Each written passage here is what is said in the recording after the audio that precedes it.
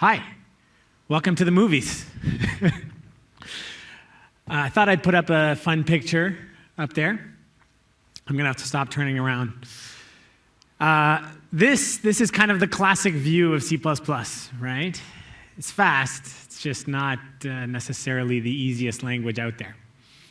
Now, I was going to start off today by asking, how many of you are gurus of C++, or how many of you have been at it for a while, or some of you hopefully never. But I can't really see how many hands would go up exactly, but I'll still ask, all right? So is everybody here kind of an expert in C++? No, good. Then again, I think no one can really be a true expert, right? How many people here have never used C++? One? Okay. Two? So hopefully we'll be somewhere in the middle, and there'll be something for everybody in today's talk. So the impetus for today is that we have a new standard coming. The ISO committee has received a draft last month, and so if all goes well at this point, we can safely say that we will have a new C++ standard this year.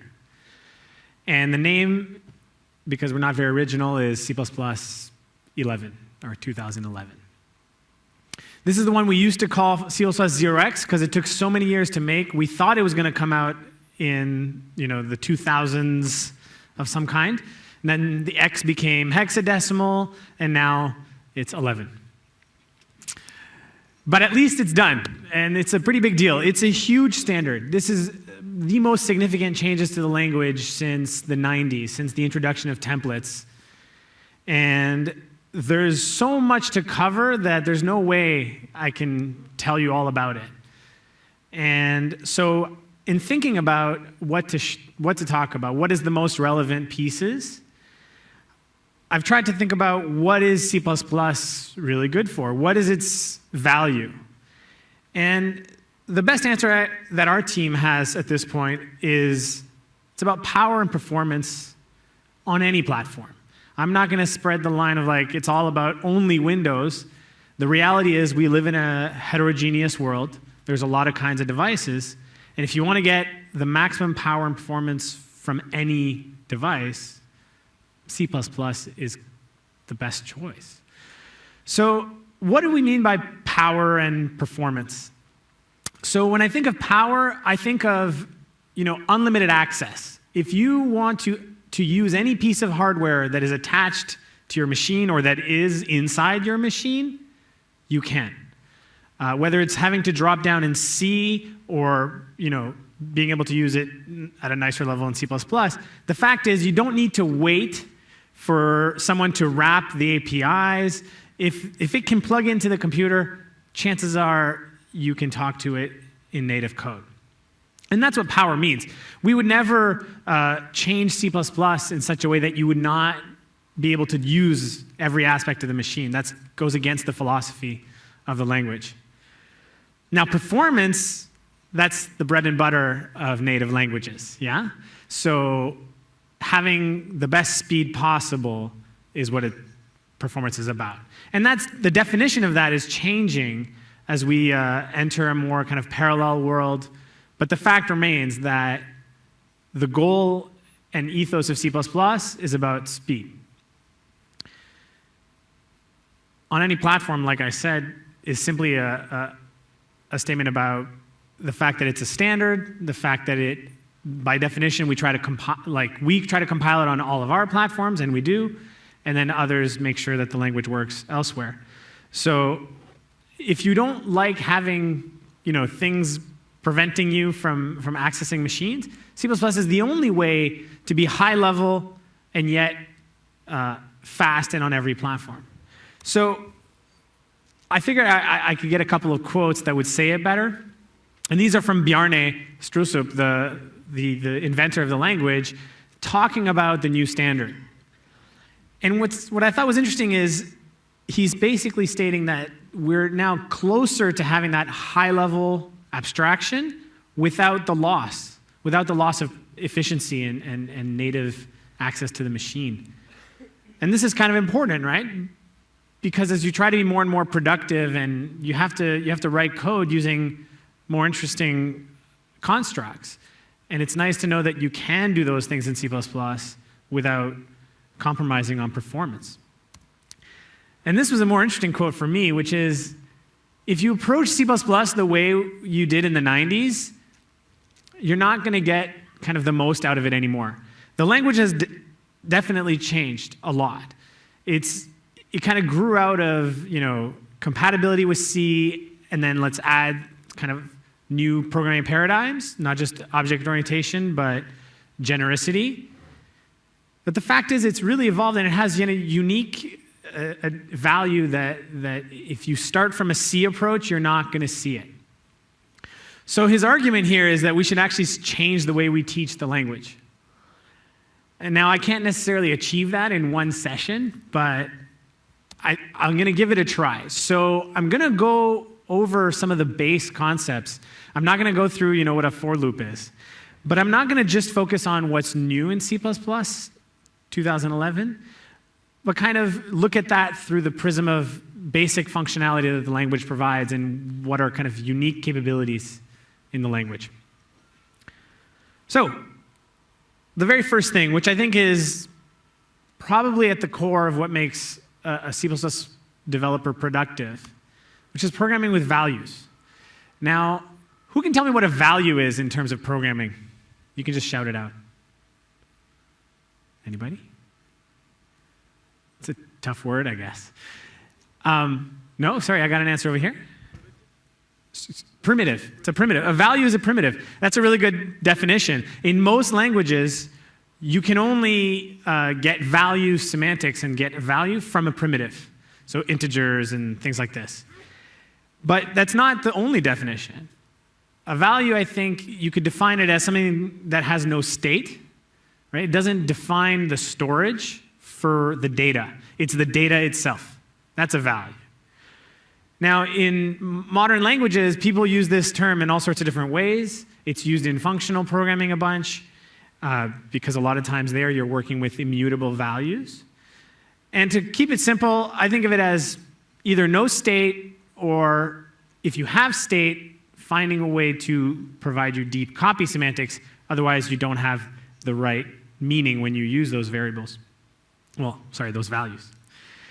Now, in C++, one of the great things about the language, again, in its philosophy, was as a user, you should be able to experience user-defined types as in the same way as built-in types. So in many languages, you will never be able to use your type the way you use a primitive. That's why your comment is pretty spot on. But in C++, you can. In C++, a user type can completely mimic a primitive.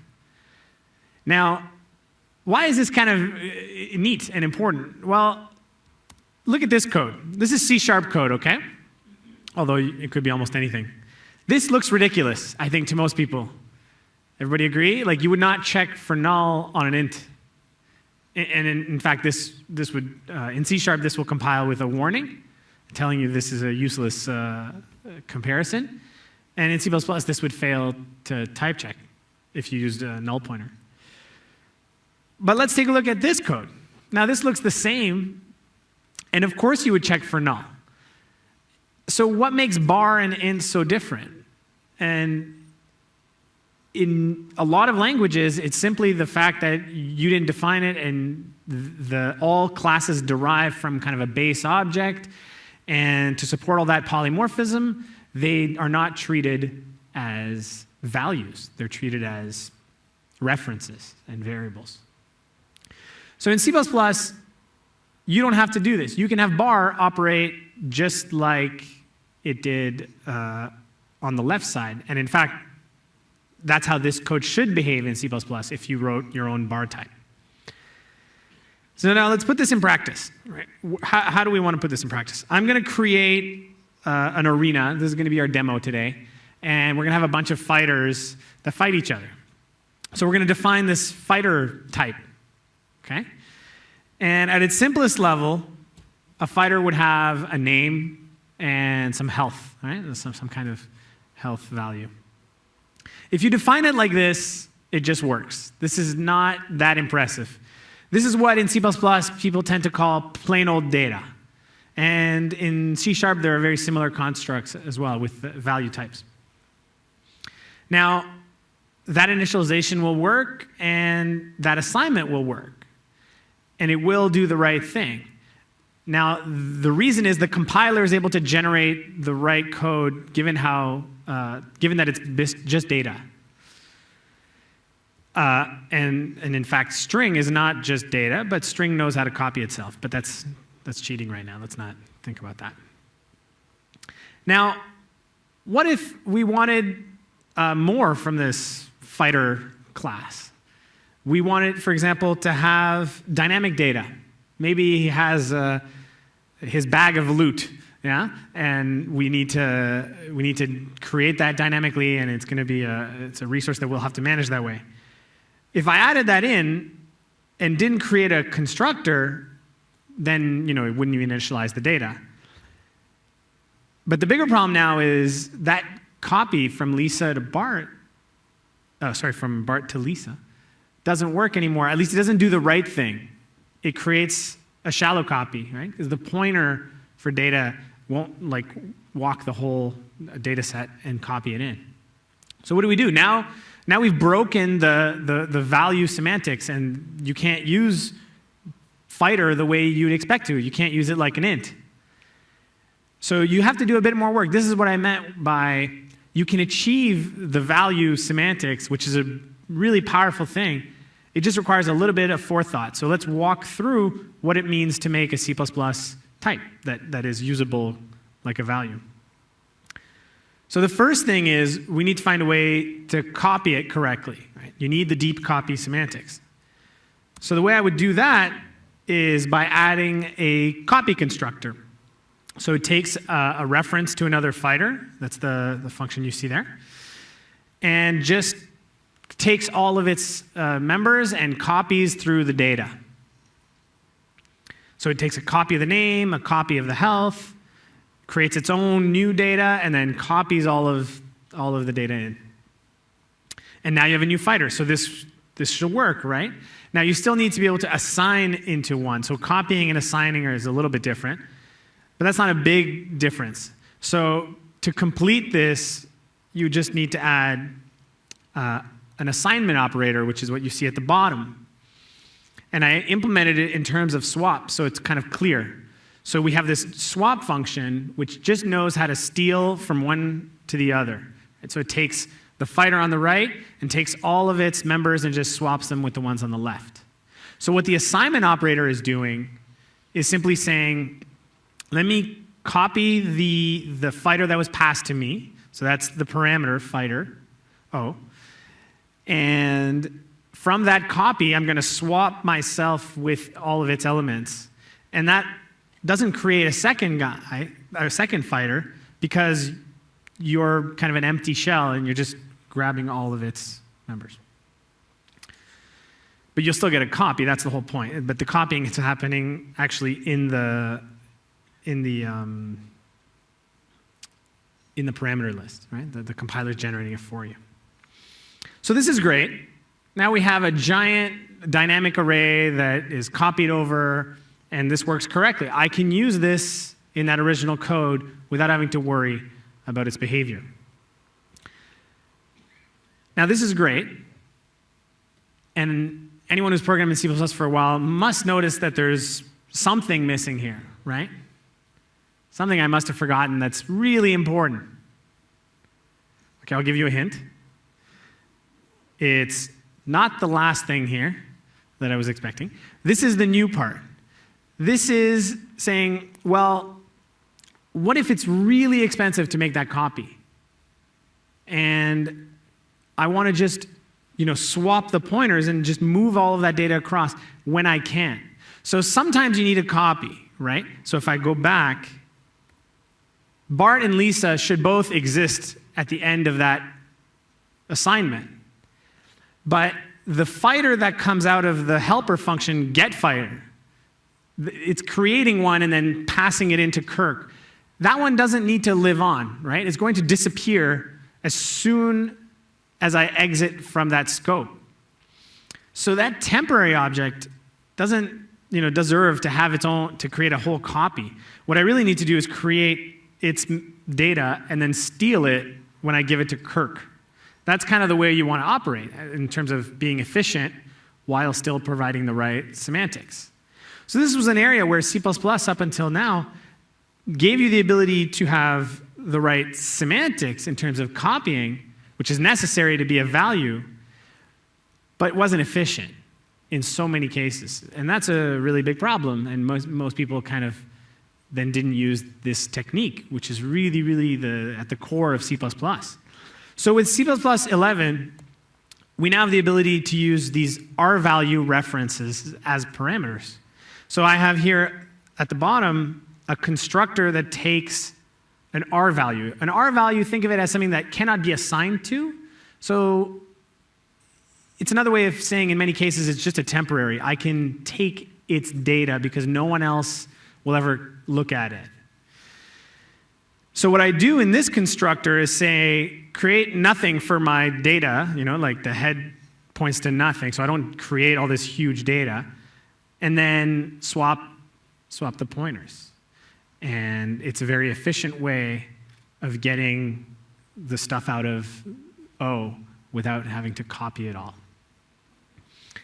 So this is great. Now we have, really, really efficient way of doing deep copies of values in a lot of cases. Where this becomes really powerful is using containers. So when you put something in a vector, which is kind of the main kind of container used in C++ programs. Well, the vector deals with size for you, right? Just like a list or in .NET, you can keep appending things into it, it'll be fine. But what that means is it needs to resize. It's not a linked list, so it doesn't just attach another one and another one. It's backed by like an array structure, and it has to grow. And so if I go from 8 objects and I add another, it'll probably grow to 16, and I may have to move stuff around inside my data in the vector. And that should be transparent to you, and it is. But what it's really doing is using the value semantics to copy the objects around. And if you can provide your type with a move constructor, which is what I have there at the bottom, then it can move those elements around, which is much, much cheaper. So now putting them into a vector, you wouldn't do what a lot of people tend to do, which is make it a vector of pointers to your object. You can make it a vector of your object. And it's really, really powerful. So, like I said, I still forgot something. We're close to kind of the default, template for a type, but there's one more thing missing that's super, super important. And what I think is probably the single best feature of C++, and it's not even new. In fact, it hasn't changed much at all. It has to do with garbage. So, how many people here like garbage collection or .NET? I'm a big fan, so feel free to raise your hand. Okay. So garbage collection is an amazing invention. It's not new anymore. I don't know if we can call it an invention or just part of day-to-day programming for most people now. And what it does really, really well is takes care of memory. Now, what it doesn't do is take care of every other kind of resource. It basically made memory special for good reason. We use memory more than anything else. But it doesn't solve managing any other kind of resource, at least not in the way that those resources need to be managed. So whether it's file handles or sockets, there's all sorts of things like that that are resources that are finite, just like memory, but that are not managed by the GC itself. Now, why is that important? Well, having I read this great quote that said, having a garbage collector is like having someone sweeping the streets. And I've been walking around, and it's clear that even though someone sweeps the streets, you're not throwing stuff on the ground, yeah?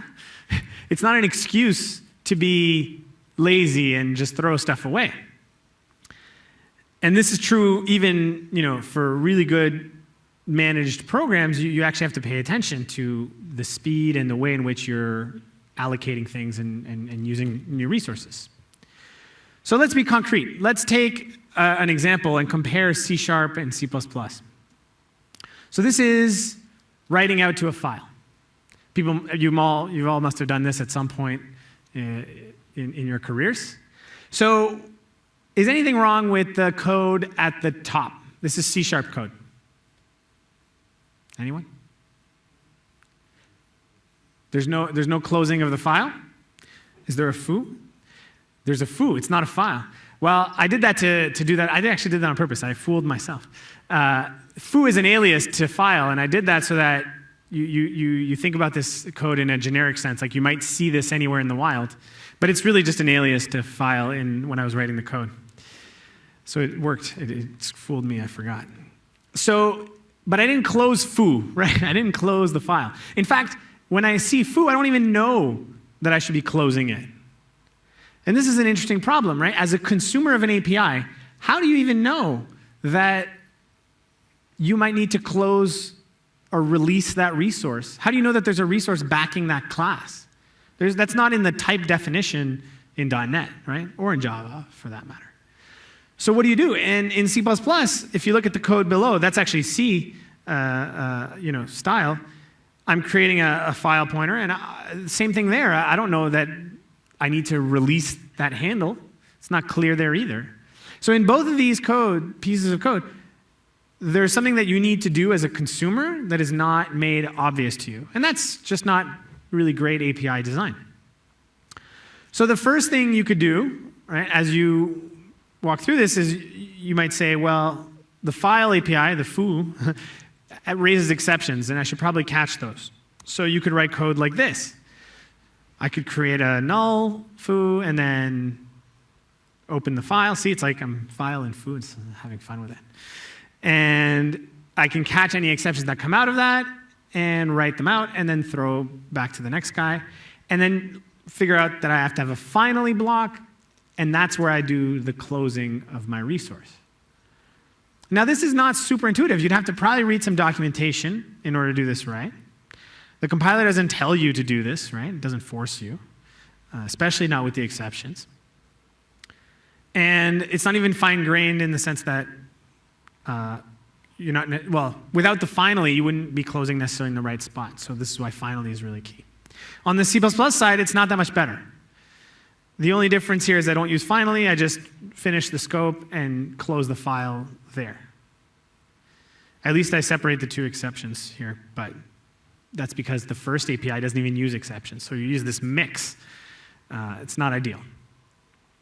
So how do we make this better, right? So in C# and in most languages that I've ever used, the solution to this problem is giving nicer syntax to the consumer to do what's on the left. And that's this, right? So using is this keyword in C#, with is the keyword in Python. Like a lot of languages implement this concept because they realize that they need to clean up resources correctly.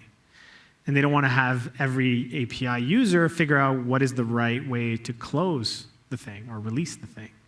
So here, when you go using in C#, right, it's going to call the dispose function for you, which will close the file.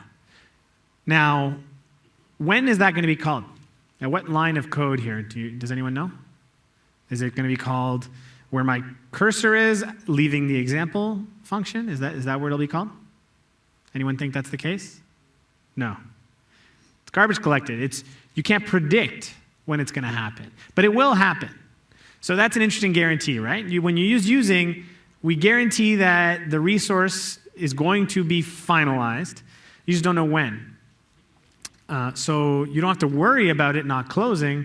You just have to worry about when, which can be a problem, especially for very contentious resources. And this could be anything from the sockets on your machine, the GPU, even maybe the disk. The disk arguably is not as contentious, but maybe lots of different people are trying to write to this file, and you want to make sure it closes. Now in C++, that's the code to fix this. And you'll notice that I'm using a different file. I'm not using the file that was there before, the handle. And I'll show you the implementation of that, which follows from the one we just did. But I think you'll notice that there's no work on you, the consumer. So when you're using this file API, you don't have to think about how it releases itself. It will. If that's what it needs to do underneath, it will. And so I think this is by far the most kind of powerful feature in the language. So here's what the file type would look like. And it follows very much kind of what we did with the fighter, with the caveat that at least this time I put in a destructor, which I didn't on the other one, which would be terrible, and it was leaking lots of data there. And all I'm doing in the destructor is saying close the resource. And whatever resources a class is managing, it will close in its destructor. Now, to some of you, this is like old hat, right? A lot of C++ kind of know-how has gone into this, and this is colloquially termed RAII. Resource acquisition is initialization. And it has the corollary, which is resource release is destruction. And so what that means is if you create a class, a type, over one resource, and when you construct your class, you acquire that resource, and when you destruct your class, you release that resource, then that becomes really, really, really powerful and easy in subsequent code using it.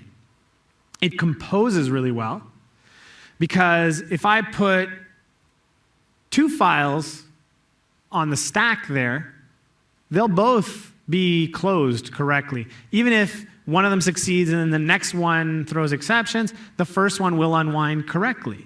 In fact, it'll do it in the reverse order of construction. And all of that happens automatically at the closing of the function, right? That's when the scope goes away, and that's when everything gets cleaned up.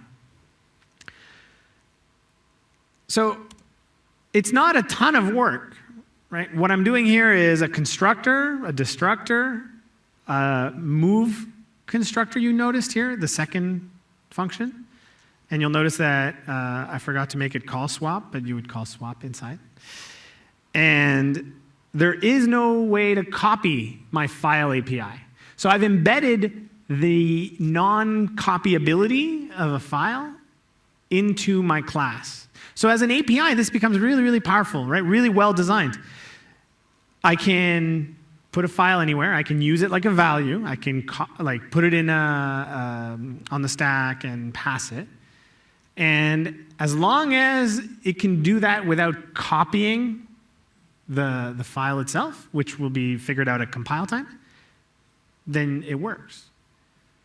So it makes your consuming API, your consuming code very, very robust in the face of exceptions or in the face of just kind of using things in containers and moving things around. All of that will just work, and it'll be safe. So I can't kind of stress this enough. If you're already familiar with this, then I apologize for kind of wasting your time for 10 minutes. All you need to know if you've already seen this and you're familiar with it is that move semantics are new and enable you to use these techniques on kind of a whole new set of data types that cannot be copied or for which the copy is really, really expensive. But what it really is important for everyone who hasn't used this technique, and really why you should absolutely be using this only and all the time, anytime you see a free resource on your machine that where you had to, when you're coding and there's you have a close or a release or anything like that, you should take 10 minutes, wrap that resource in a class like that, and keep going. And your code will become a lot cleaner, a lot smaller, and a lot more correct. And another point, when I talk about this, I mentioned a lot about things about safety and correctness, but it's also a value in terms of performance. So an old myth is that creating all these objects on the stack or these copies can be very expensive all in all, especially when a lot of people compare the allocation model on a garbage collection language versus a native language. And definitely there's some differences there that might make you think GC will be faster when you create a lot of these. But the reality is, the destructor semantics, which means as soon as you exit that block where that object was put on the stack, you will release its resources, actually gives you way better cache locality. And oddly enough, cache locality is more important now than it was a decade ago or 2 decades ago. Because the performance differential between leaving cache and not leaving the cache is actually far greater now. Because the clock speeds of your computers are such that leaving the CPU to go get something even from memory, from RAM, is so many cycles. When if you go back to the space shuttle, exiting the CPU in terms of number of cycles that the CPU would do was not a lot. So the speed at which CPUs have improved relative to memory and disk has caused this to become a bigger problem. And caches don't grow, right? They're still really, really tiny. So finding ways to stay in the cache and to maintain good cache locality is arguably, in many cases, more important than having a good algorithm. If your algorithm has good cache locality, it will probably outperform a better designed algorithm up to a certain size. And that's kind of a serious situation. Okay, so that's destructors, and that's resources. Now, I'm about to put this all together in a demo so that we can go and play with some code. And, we have these building blocks, right? So I can work with things as values. I have this determinism in how things are acquired and released. How does that play into actually doing something that's higher level? Right? Types is great. That's you've been doing that for forever. But in our day and age, if you want to be productive, it's really about higher level abstractions. And again, C++ always had the goal of providing high level abstractions without sacrificing efficiency and performance. And I'm not going to spend my time showing you, readouts of the compiler-generated x86, but I guess you can trust me that it's still generating code that is really not indirected in most cases. So what is unique in terms of how C++ approaches higher level programming? Well, the first thing is that it doesn't limit itself to object-oriented. In fact, you could argue that it doesn't even do object-oriented, perfectly right. I'm personally a very big fan of Smalltalk, and I like the way kind of messages are passed in Smalltalk, and C++ doesn't do that way. Neither does C#. But it still provides you the ability to do object orientation. Right? If you want to have polymorphism on that fighter and have different kinds of fighters and still have all that great behavior, you can. But it also allows you to do generic programming, functional programming. None of these things necessarily perfectly in comparison to specialized languages, but still abstract enough and efficient, which is what most other languages sacrifice. So let's take one example of what I mean by kind of the C++ spin on some of these higher level concepts. So one of the great new things in C++ 11 is for functional programming, is the ability to create lambda expressions, right? To write lambda expressions. Now, C++ already had kind of ways of achieving the result through function objects, functors, but this really makes it a lot easier. And then coupled with C++'s existing kind of ability to treat functions as first class, this starts to become very powerful. So let's take an example. Here's some C# code, and it's not doing anything special. It's creating a bunch of actions, and an action is just a function that takes nothing and returns nothing. And then it executes a bunch of actions. So what am I going to see on the screen? What am I going to see printed out? Sorry? 0 to 9? 0 to 9. No? What am I going to see? 10 nines. That's right. You're going to see 10 nines. So I bring this up because this is something about C# that you have to kind of learn. So the lambda expression is really cool, and it's an amazing tool for achieving kind of great stuff. But it comes with a bunch of pitfalls, right? A lot of danger.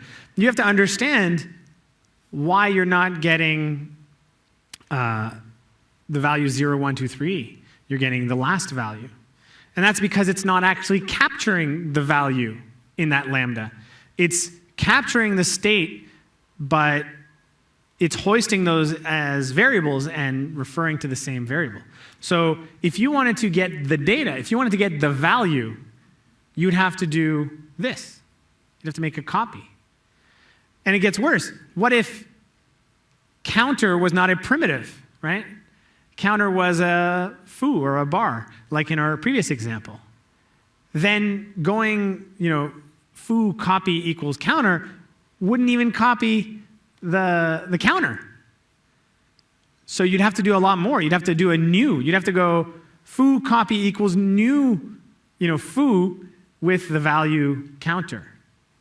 This is a lot of work, and this is a design decision on C#, which I understand, because in a lot of cases the implicit capture is kind of the right way, and everything's a pointer, and people are kind of used to it. But the fact is, it led to code that you couldn't immediately necessarily understand. So in C++, we have lambdas. So how are we going to tackle this problem? C++, remember, we care a lot about value semantics and letting you work with types as if they were a basic, a primitive. So here's how it looks in C++. First of all, allow me to point out that it's not really like tons more lines of code. It's pretty much the same, plus or minus maybe a few things, and those will get better as we implement more and more of the standard. So what you see here is I have a list of actions in a vector, and the actions are just a function in this case. That's the terminology we have.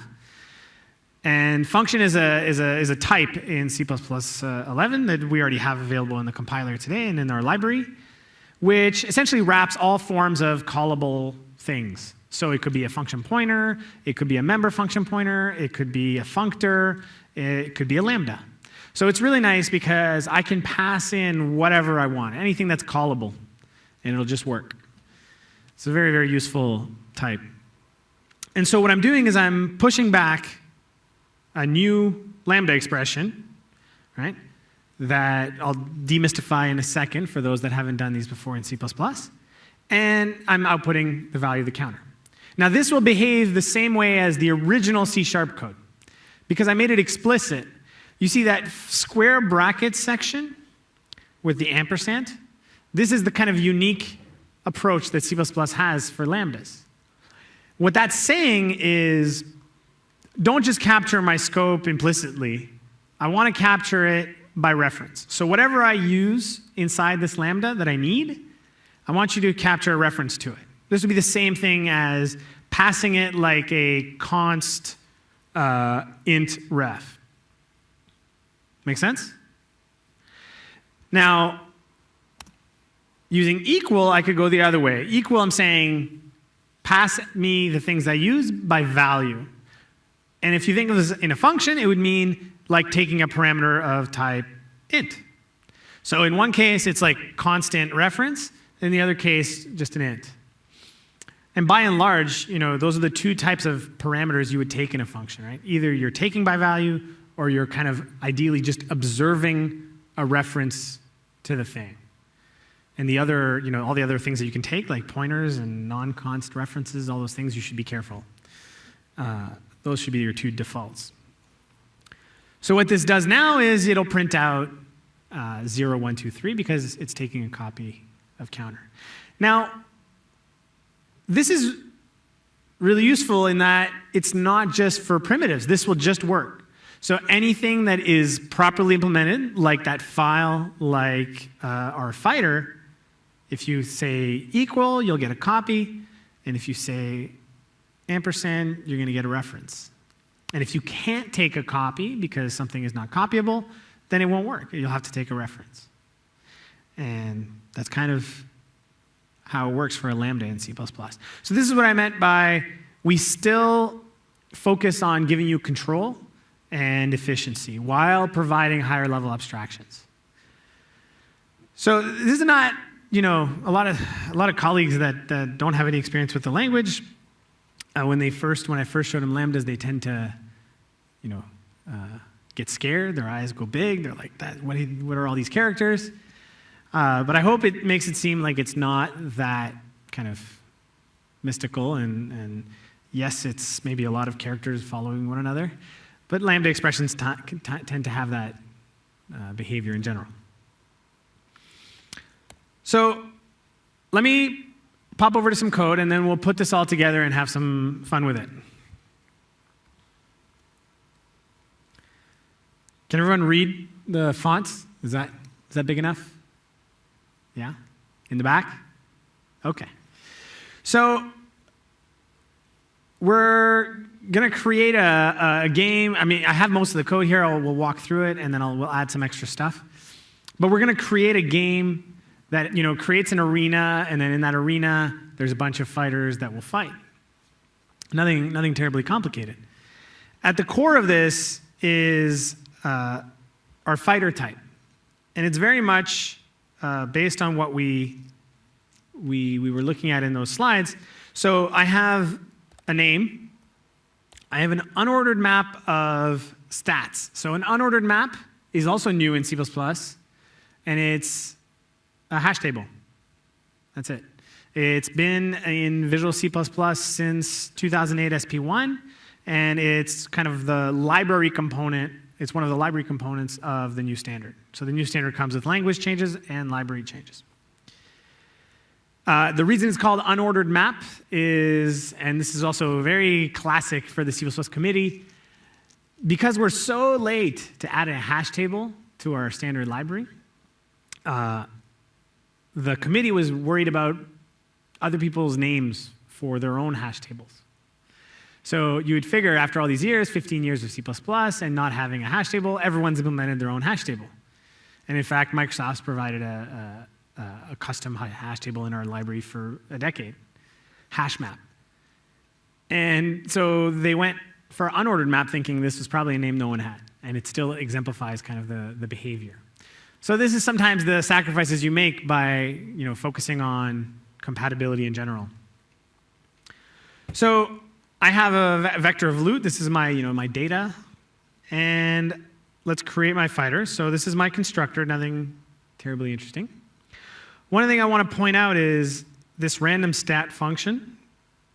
C++ OX also, or C++ 11. I'm having trouble adapting. The name is really new. We're just calling it, some of us actually debated keeping it as OX just forever. So in it, there are also new libraries for random functions, doing random pseudo generation of numbers. Now, that doesn't seem terribly fancy, but a full implementation of all the things you want to do with random number generation is actually a lot of work, and it's very error prone. So being properly random and using the latest, best algorithms for generating random numbers, making sure that you're seeding it correctly, and making sure that it meets the distribution that you want to meet. So maybe you want a normal distribution rather than a uniform distribution. All these kinds of things are now built in. So here's an example of a uniform int generator, with a range that I provide. So this is going to generate ints in the range 1 to 100 with, here's the seed, and this is the algorithm effectively. So there's 3 pieces, and then I can just generate. And that algorithm is a type def to a pre-built one, which is called the Mersenne twister. This is apparently, I'm not an expert in this space, but that is kind of the current best random number generator algorithm. So we build that into the library, you should use it. So I'm going to generate some random stats, and here's the remainder of my type kind of constructors. There's the R value move constructor. You can ignore the squiggles there. There is the assignment operator that takes fighter by value. There's my destructor, which does nothing in this case. And then there's the swap function. And you'll notice that I made the copy constructor private. This is how you make something non-copyable, just like the file class. Now, how is this working, right? So I'm assigning and taking fighter by value. Now, taking something by value usually means a copy. But the compiler's smart, and the standard allows the compiler to be smart in a couple of cases. And the specific cases are if a function is taking something by value, a parameter by value, and the caller of that function is passing in a temporary, in other words, an R value, the compiler will do the coercion and actually pass in the R value, which is really, really great. So your existing functions that assume getting a value don't have to do anything special to handle R values. This is, again, one of those cases where you have to think about it just a little bit up front, and you're set. And then the compiler will do the rest. So now, if you have something that's f of 1, the number 1, the literal one, and you can take an R value of int, that's what you'll get. The compiler will do it for you. Now, you'll notice, like I said, the destructor is empty. It actually has no data to delete. And this is kind of the holy grail of C++. You want to aim towards the majority of your code having empty destructors. And you definitely want to have most of your code not calling delete. So in all of this game, all this thing, I have 0 calls to delete. And these 3 members will clean themselves up automatically. They are themselves well-designed kind of things with destructors. So if the vector has allocated stuff, it will be destroyed. And that's what we'll see as we play around the game. So I have my little CPP file, and we'll play around in there. So the thing I love to do with lambdas, even though it's totally silly, is I find it a fun way of creating a shell. So my game is going to be this controller, and it's a shell where I have a map of strings to functions that are my commands. And there's a command already in there called create, and there's a command called close. And you'll notice I'm just assigning right into the map using a lambda expression. This just works. And what I'm doing is I'm saying create an arena and close an arena by removing it from my list of arenas. So I can create lots of arenas, even though we only need one. So this arena also exhibits kind of an interesting piece of functionality that I have all over the code here, which is smart pointers. So what do you do when you need to be able to copy things around, but the underlying resource is not copyable? So you want to have things that are passed by value that are more than temporary, but the underlying resource is non-copyable, as an example, or is very, very expensive to copy. So to that effect, C++ has 3 built-in smart pointers. And you should live with them. You should use them. These are part of your bread and butter now. And again, they've been in the product for over a release now. And these are unique pointer, which I'm using here, shared pointer, and weak pointer. So unique pointer is exactly what it sounds like. It's kind of a strong term. It's I am dynamically allocating something, but it's mine, and no one else can ever own this. It cannot escape me unless I do something very, very explicit, which is I can get at the raw pointer by doing like a get. So I'm pushing back into a vector a new arena. So this is dynamically allocated, but it's in a pointer that will manage its lifetime.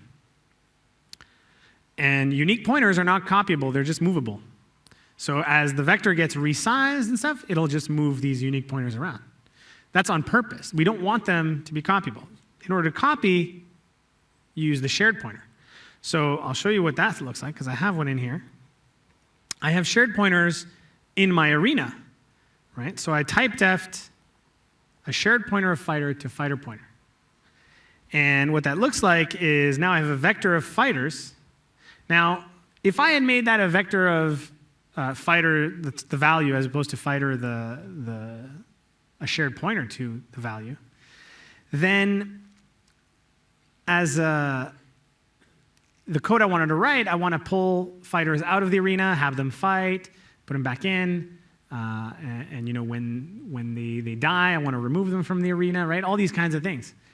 And so if you think about that if they were just like ints, then there'd be no sense of identity, right? I'd just be pulling one out, it'd be a new copy, writing one in, be a new copy. And that's not really what I want, especially since my fighters might have like really expensive data underneath. What I want is to be able to copy something around, but all I want to get incremented or copied is that I'm using this type. So that's what a shared pointer does. Shared pointer is just saying, anytime you take it by value, you're making a copy and it adds another ref count. It's a form of collection. It's a form of memory management or resource management, but it's deterministic. And we'll see what that means when I launch this. So let me launch this. Hopefully you can read that too. So we have our shell, right? And I can go create. So that constructs an arena. And what I'm then going to call is close. And so what you see is close is not managing memory, right? It's simply saying, pop out this arena from my list of arenas.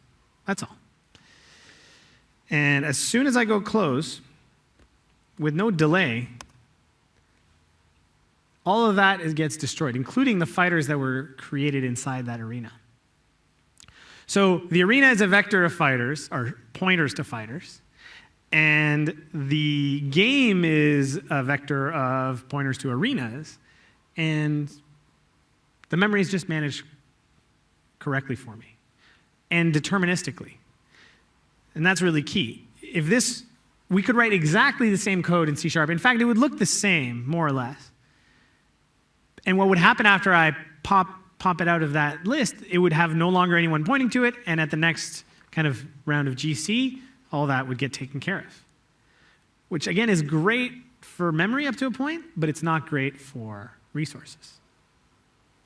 So if all these fighters were holding onto a file that they were writing out like a log to, you want them to let go of that as soon as possible. There's very little value in having those live on past that curly brace. So let's play around and add a new feature, which I think is the key here. We're going to have them fight. So adding a new command would be no different than saying, well, here, let's go. We'll call this one war. So I'm capturing, this is an interesting special capture. I'm capturing this pointer, right, effectively, which is the current class and all the members of this class. Because instead of capturing the members, you can actually capture your current class. And this captures by value. It's a copy of the pointer. That's kind of the funny part. So it's a copy, but it's a copy of an address. So it's not actually duplicating any data. So it takes no parameters. This is an optional thing. If it took parameters, then I would need to put it in. And that's all I need to write to do some empty one. And so what we want to do is we want them to fight to the death. So I have, if I go arenas, whoops, and I can take the current, that one, and I can go, whoops, right? And I can say fight to the death. I have an actual function, I already made it, called fight to the death. It returns a string, but I can capture that automatically without having to think about what it returns.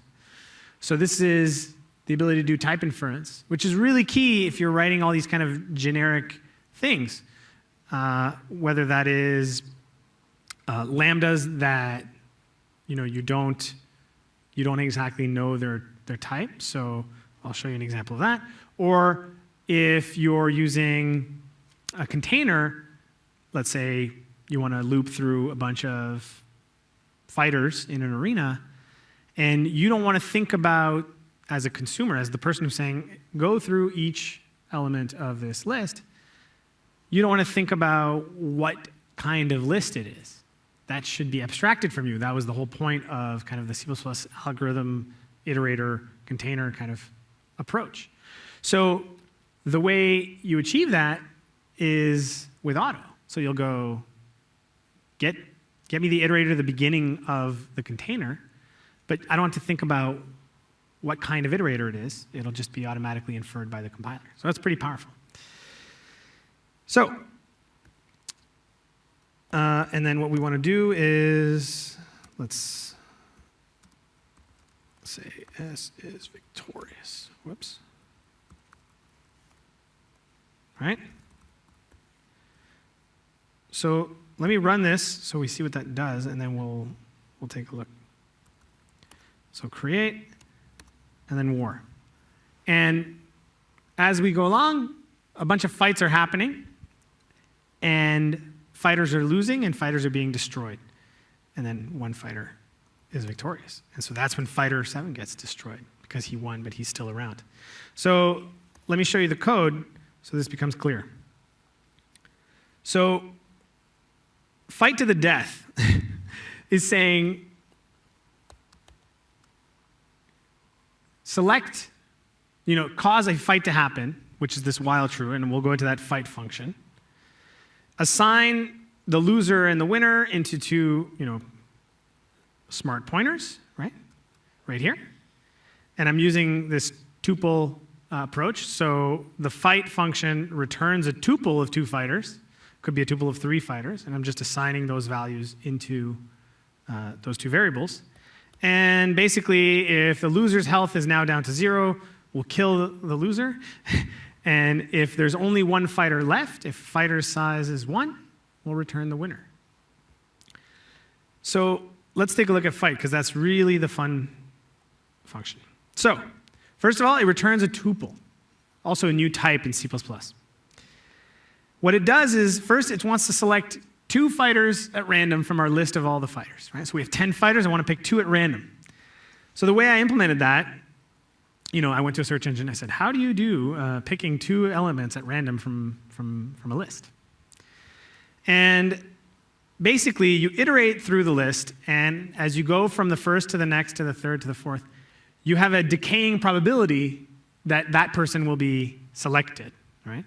So as you reach the end, you'll for sure, if you haven't picked anyone and I need to pick 2 and there's only 2 people left in my list, I'm definitely going to pick them. There's going to be a 100% probability. And the way I implemented that is saying, of all the remaining fighters, give me a random number. So 0 to, let's say, 100 is our first, that's the size of our number of fighters. How many fighters do I need to do a fight? I need 2 fighters to do a fight. So am I less than 2? Yes, you're selected. And as it becomes 99, 98, 97, that's what happens. And the reason I wanted to illustrate this is capturing needed and remaining by reference, and it has to. Otherwise, you would be getting, this would just not work, right? Needed would go minus minus, but each lambda in this list, right? This is a functional kind of for each. This is effectively a map function from functional world. I'm saying for every value in fighter, do this. And what I'm doing is accumulating the results in this new container. So the reference capture is really necessary. It's not like we could live with only value-based capture. So we pick 2 guys, and then we want to compare their strength. So I need to have a way to compare them. And this is no different than any language. If you want to compare based on some specific thing, you have to specify what that is. So here's my compare function, but I'm defining it right here in line as a lambda. See? So I have this strength compare, and it's just a lambda that takes 2 references to a fighter and tells you whose strength stat is stronger. So this is a really simple comparison function, but you can imagine something a little bit more complicated where it's, if his name starts with, a B and his strength is this, and you can have that be your way of determining ranking. So based on that, I can figure out who my favorite is. So that's what I do. I pick a favorite.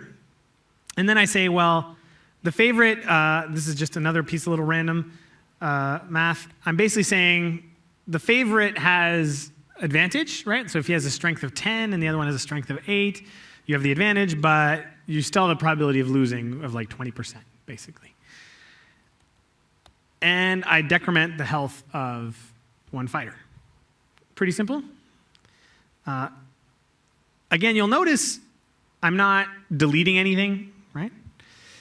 Because all I'm doing is, I'm killing my loser. And killing is simply erasing him from my list, right? Removing him from my list. This would be no different in any other language, right? You'd have to remove them from whatever your container is of all the fighters. And that's how we get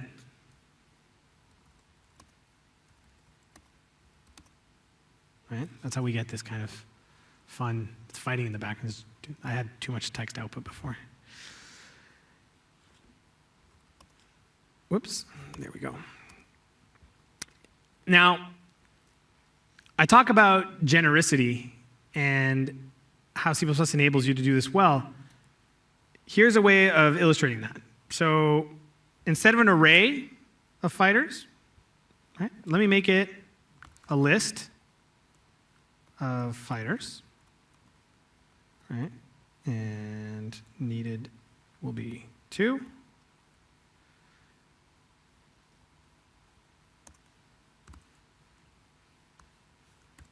This will actually, I have to switch to pushback. That was my mistake.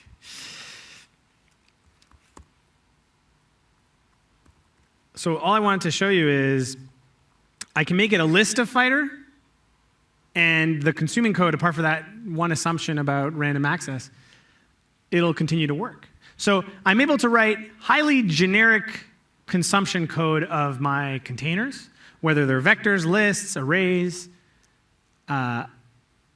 and I can change the container's definition later if I realize that the performance characteristics that I want are not correct. So instead of a map, I want an unordered map. Like instead of a tree, a hash table. Instead of an array, I want a singly linked list. You can do that, and if you take advantage of auto, so I just want to show you how that would look like here. So you'd have for auto it equals f dot begin, right? It not equal to f dot end plus plus, right?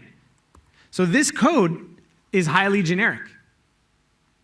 It will work for a vector, it'll work for an array, it'll work for a list, it'll work for anything. Anything that supports forward iteration, which is almost every single container ever.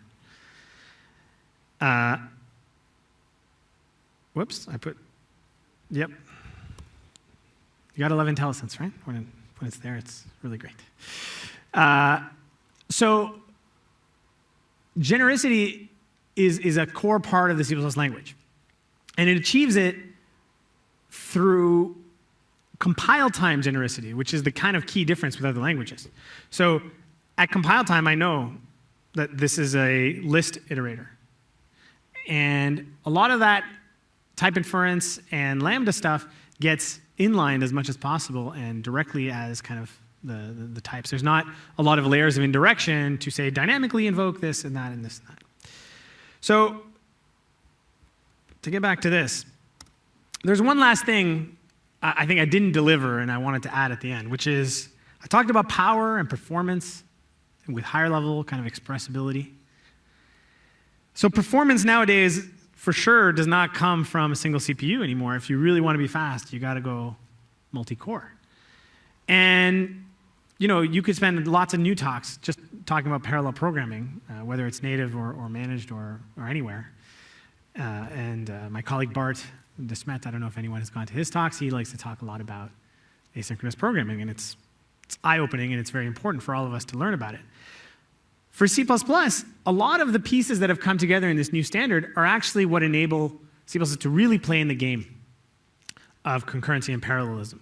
Up until today, 15 years in the making, we now have a memory model, a way to say what is reordered and what is not, and what is volatile, and what do those things really mean on all platforms. It used to be kind of platform defined. The standard didn't have to say anything.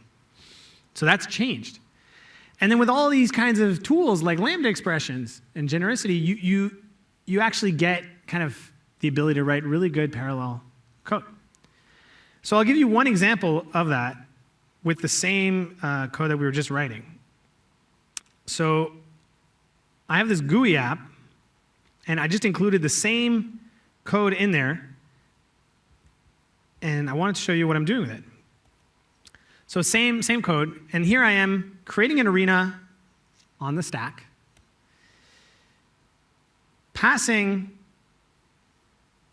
it to a task, which is just a container for a Lambda that will then execute in our concurrency runtime in Visual C++ 2010. So this is part of the C runtime now, which is a bunch of parallelism-oriented APIs and a scheduler and a runtime to make that all work really well. And it's cooperative multitasking.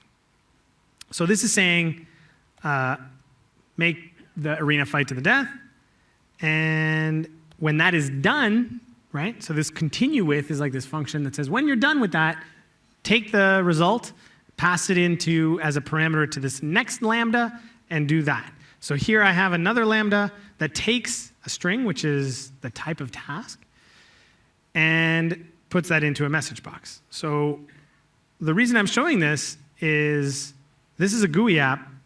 Whoops. Need to change my solution. So see, it's responsive. And when I go continuation, it's still responsive. You can still do other things in your application. And when that fight is done, telling me that fighter 6 was victorious, you can do that asynchronously. And you could do other things, right? You could react and change the time or whatever I wanted to do in this application. But asynchrony is one of the key parts of parallelism, right? Parallelism, you can think of it as embarrassingly parallel problems. These are things like taking a for each and making it parallel for each. And we have that in C++. Again, with the same libraries here. I could have shown you an example of that. Another aspect is working on asynchrony, which is tasks and waiting on each other and making that more effective. And that's really what this is about. And that's where the harder part is still. Parallelizing things that are easy to parallelize is not terribly difficult or interesting. It's just we're just getting better at it. And then the third step, once you've mastered both of those two, is starting to look at kind of newer models of parallel programming around message passing and things like this, which are actually, again, very easy to do in C++ because you can treat things like values. And the key aspect of parallel programming correctly is to deal with values that don't change, that are immutable, and that you can rely upon. That's actually kind of a cornerstone of correct parallel programming. So in summary, we have a new standard. It's huge. I've actually only spoken about 20% of it, maybe. The biggest pieces for sure are our value references, move construction, lambda expressions. These are probably the top two features, but the list is huge, and it's going to take a while for all the compilers that you use to adapt to it. But there's definitely a core set that is starting to become widely available. We have supported lambda expressions and type inference and R value references since we shipped Visual Studio 2010. And I think over the next couple of years, you're going to see all the compilers kind of take advantage of this standard, and it will definitely change the way we write C++ programs. It's really not the old C++ that we grew up with. And you can be very successful while writing the higher level expressive kind of things, and that's really important. We can get past our legacy of really C-style dangerous programming, and you can have some fun. So go have fun with it. I'm required to put up these slides about staying up to date and say something great about me. And you can look at this at some other on some other website when it's recorded and it's all good and I look ridiculous. And thank you.